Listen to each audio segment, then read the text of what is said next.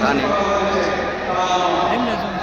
শুধু যে ছাত্রদেরকে তাদের অধিকার থেকে বঞ্চিত করা হয়েছে তা নয়, শুধু যে শিক্ষকদেরকে তাদের অধিকার থেকে বঞ্চিত করা হয়েছে তা নয়, শুধু যে নারীদেরকে তাদের অধিকার থেকে বঞ্চিত করা হয়েছে তা নয়, এই দেশে প্রত্যেকটি পেটে খাওয়া মানুষকে তার অধিকার থেকে বঞ্চিত করা হয়েছে।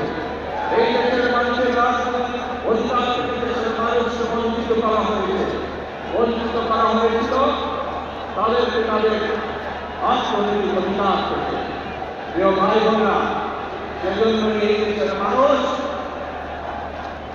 এই দেশ থেকে ছাত্র জনতা ঐক্যবদ্ধভাবে একত্রিত হয়ে গণ-অভ্যুত্থানের মাধ্যমে স্বৈরাচারকে বিদায় করেছে এই দেশে।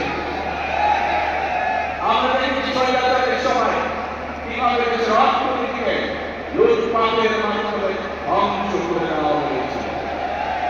আমরা দেখেছি কিভাবে দেশের শিল্প কলকারখানাগুলোকে ধীরে ধীরে বন্ধ করে দেওয়া হয়েছিল এবং এখন থেকে ধ্বংস করে দেওয়া হয়েছিল এবং বিদেশে কিভাবে এই দেশে আমদানি নির্ভর করা হয়েছিল, এই দেশের পুরো অর্থনীতিকে কিভাবে ধীরে ধীরে আমদানি নির্ভর করে গড়ে তোলা হয়েছিল।